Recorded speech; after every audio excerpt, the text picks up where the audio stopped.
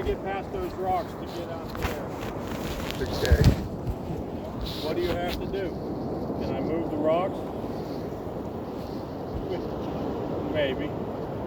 And I kept thinking, I hear sonic booms, but here's the equipment down there. Yeah. So you need that equipment to move those rocks, or you just need to move 50 yards one way or the other to have a clearer path.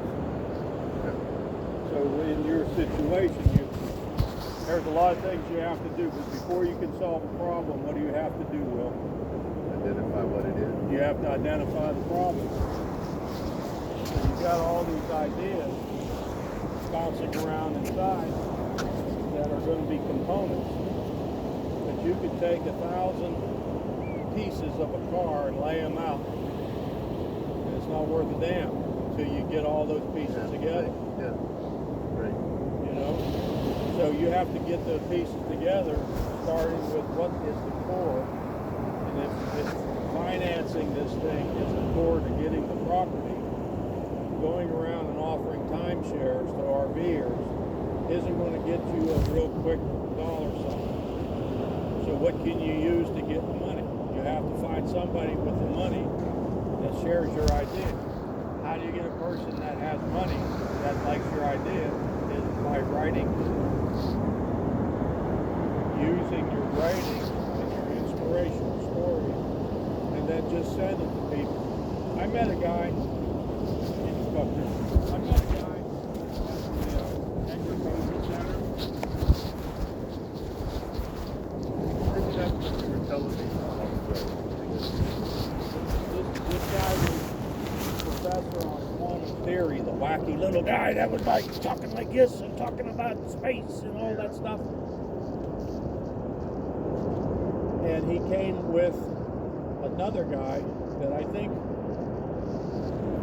well, he at the computer age, learning to use ones and zeros to produce a product through computer. Ones and zeros is binary code writing. And this is like before they started, everybody's doing code writing. And I thought, I was telling people, man, you got to learn to write ones and zeros. But I just recently, within 6 months, found out that they're all offsourcing those jobs now because other Indian country or Asian country, no longer the Orient, I was told. So, Asian country, they're offsourcing, and those people are doing the ones and zeros. But this guy said he went to school in California. I forget what school it was, learned code, and the instructor, it was like a master's level class. The instructor said,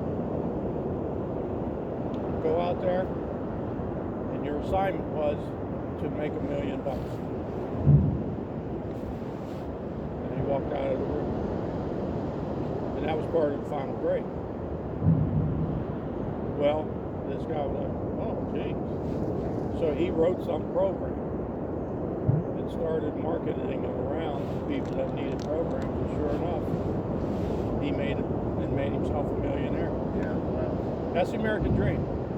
Well, you're nibbling on the American dream, but you're not the only little fish that nibbled on the American dream. So you have to have the product. So this guy had this product, and they got into this movie about who went down the rabbit hole, or something about going down the rabbit hole. And it's wacky quantum physics guy was in it, and I met that guy. And I kind of debunked what he was, I kind of lost my fire for what he was saying, because he said, the universe is so big, God can't be everywhere. Yes, he can. He created it. That's a limited concept of God. Yeah, like God can. He's the guy that said, well, can God create something so heavy that he can't even lift it? Man, that's a good question. God can do anything. No, God can't do anything. God can't betray himself. God can't deny us his love. So there's things God can't do, which is going, everybody says God can do anything. So what this guy was saying, well, the universe is so much out there that there's probably some little corner somewhere that he isn't present, and that's where this stuff happens. I'm like, damn. Like I thought this guy was going to have like some kind of insight for me to keep on traveling in my spirit, like keep Talking on. about Detroit. Yeah, that would be similar to that. Yeah, like no, God won't go to Detroit, but so, like for what I see, what we're talking about, I'm standing here looking at you, and by the way, for a small fee. You don't have too many customers to run up and go, I'll take your picture. But that guy would probably like to see that. Me. And he would like to see right there. Yeah. Me. But no, I can see that on the wall. Yeah, thanks. But the idea of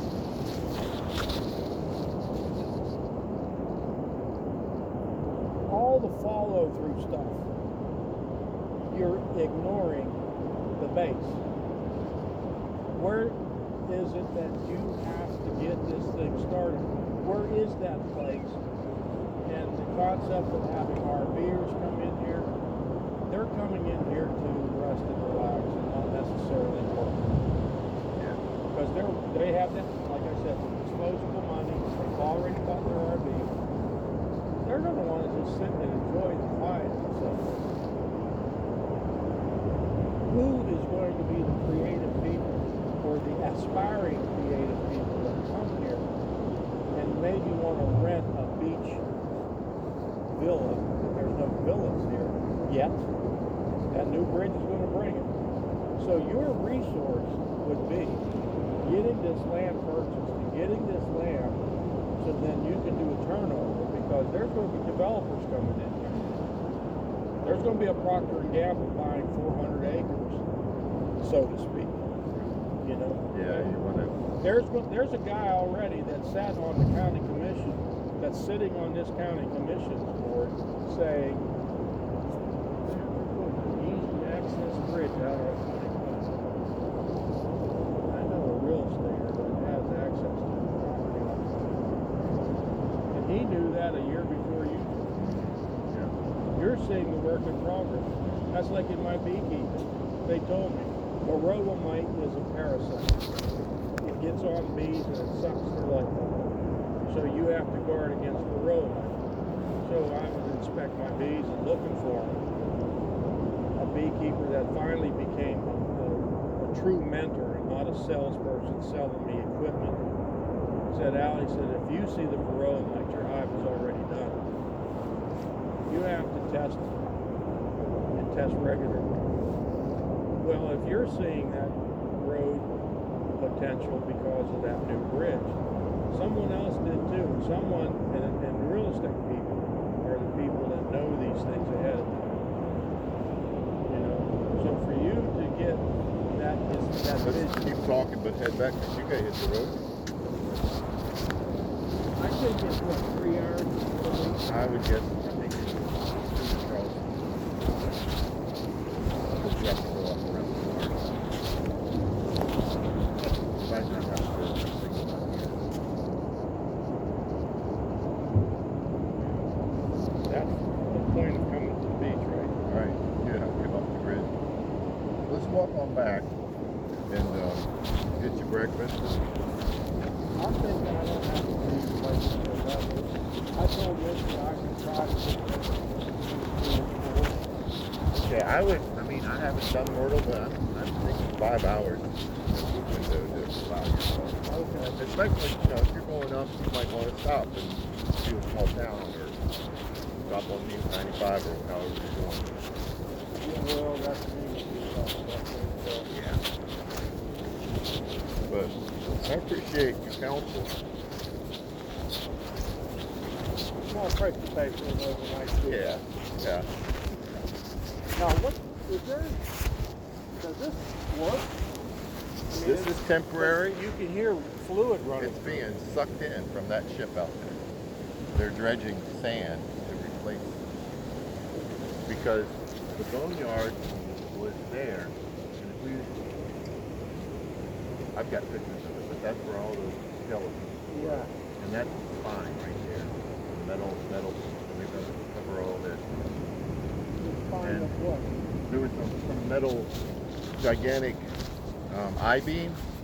I guess it was a breakwater thing. Oh, okay. There's one down there, but this island has been getting up.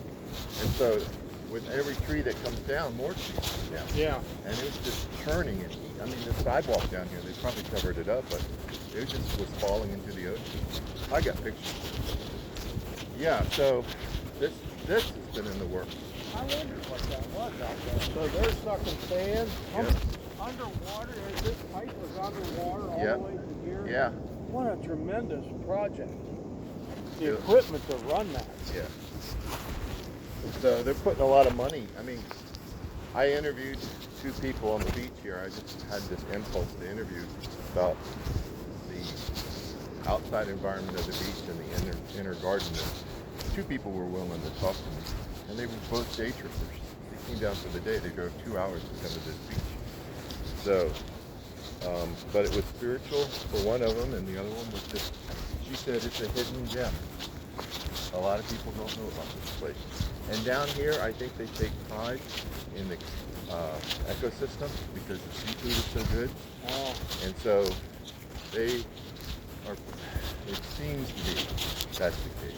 The big business could always come in, but like you said, it's whoever has the money. okay. So how do you tap that money? Ecotourism. Actually, there's the Gullah culture, the free black slaves who were here. This Okay. rich history here. At one point, this land, just prior to the Civil War, these were the wealthiest people in the nation. They lived here Lived here. And then prior to the Civil War. Yep, because Okay.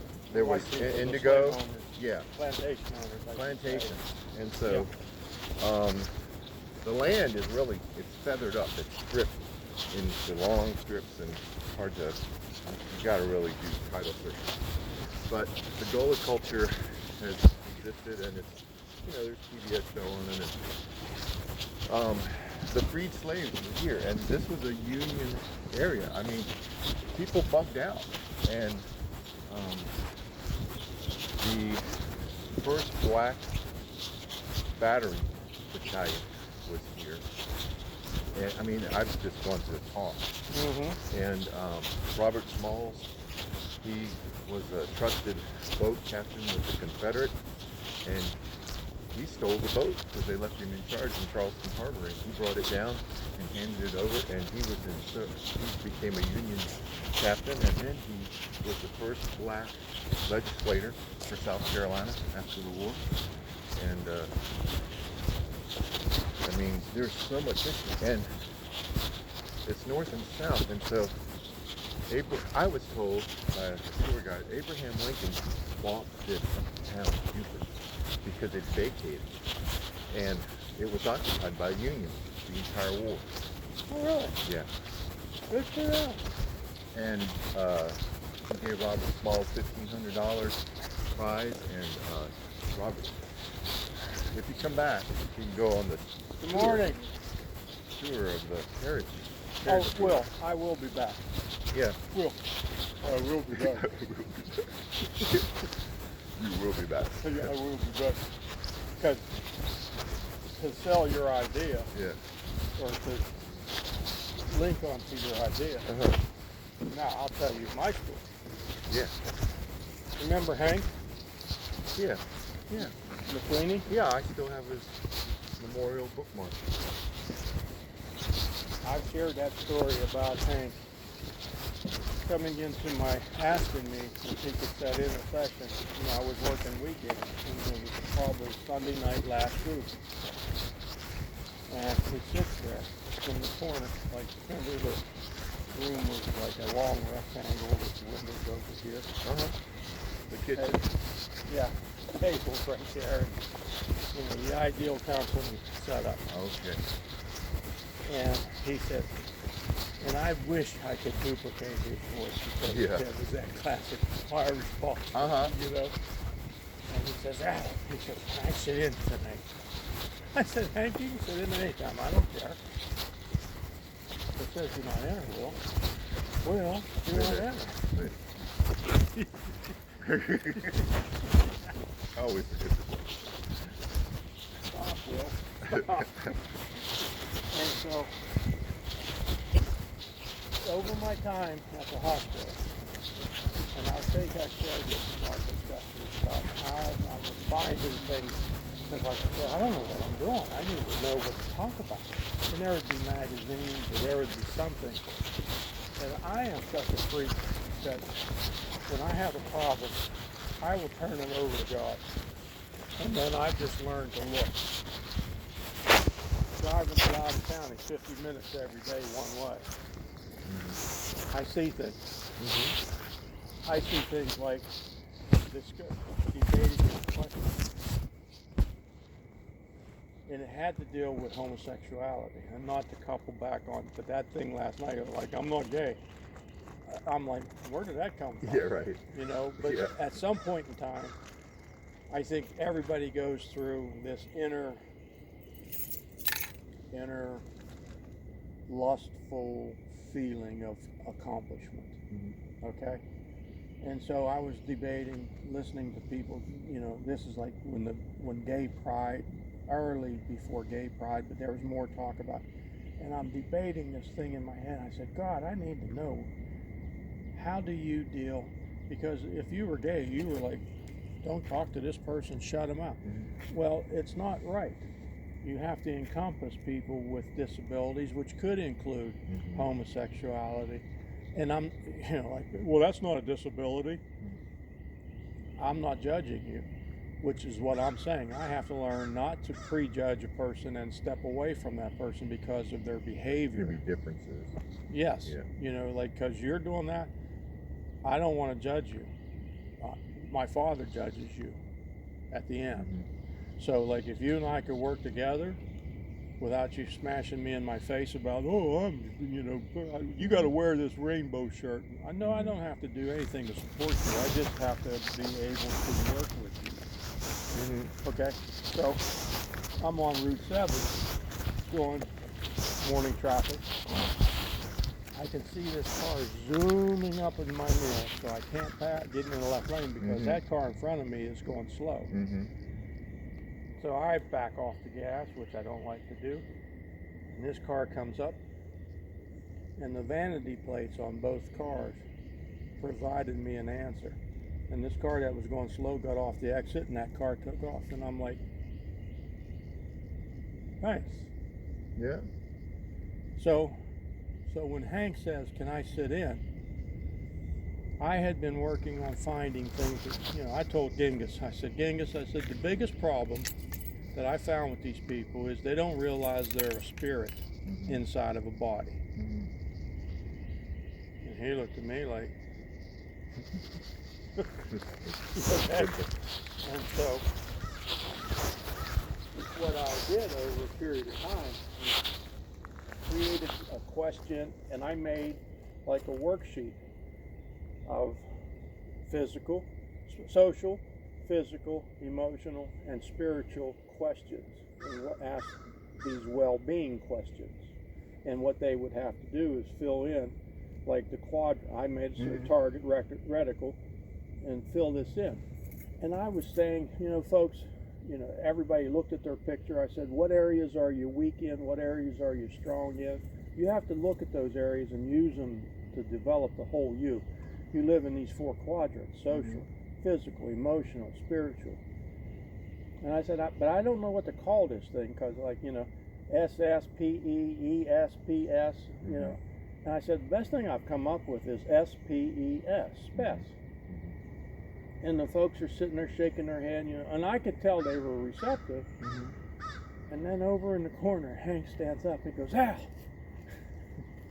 And I won't try to duplicate it anymore. But you know Hank, he says, I studied Latin with the Jesuits for 6 years. Which should have given me a clue about Hank. He wasn't just an LPN. Yeah, he used to run a hospital. Well, I found that out after his death when we went to the service. But I should have had a clue right then when he said, I studied Latin with the Jesuits. And I'm like, what? And he walked around the table, and there was that little dry light board right here. He goes over, and he goes, S-P-E-S. S-P-E-S.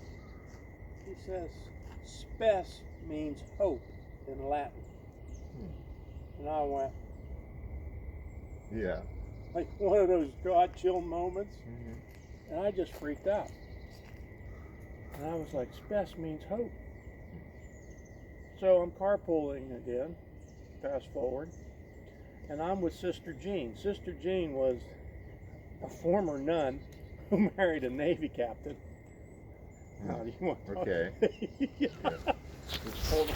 Okay.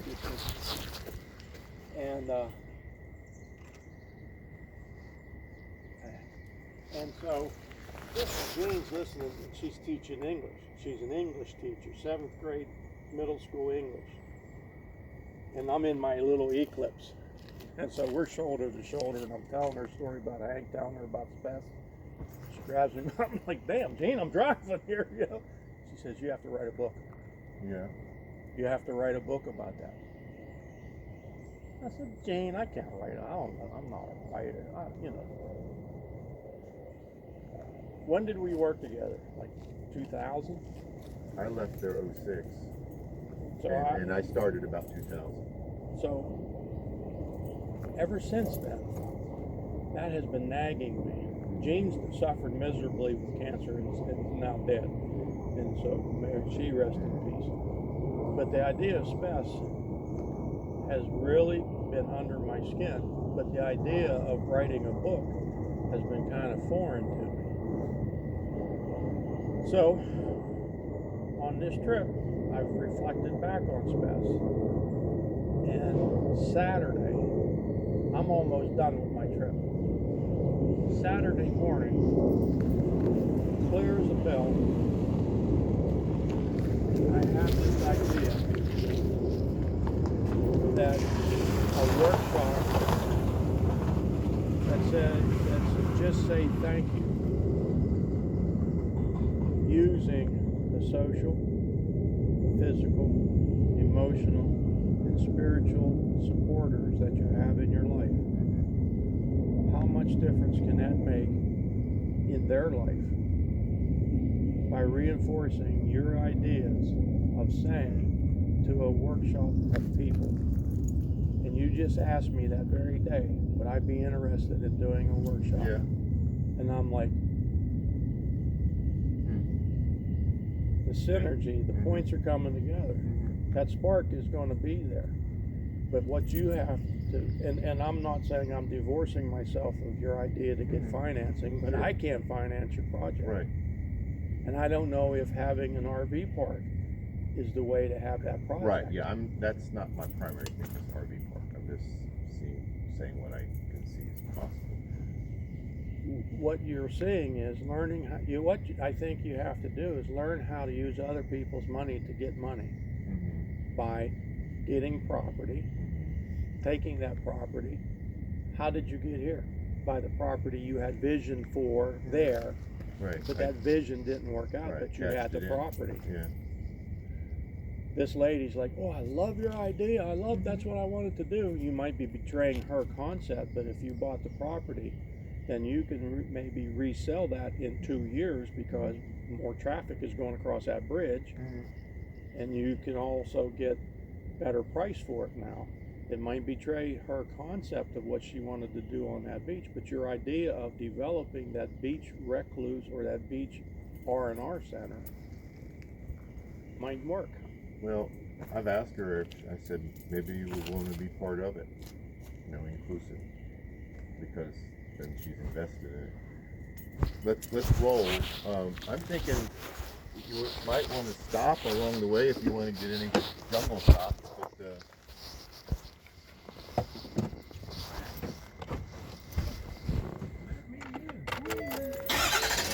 It's the first time the mosquitoes have been flying around.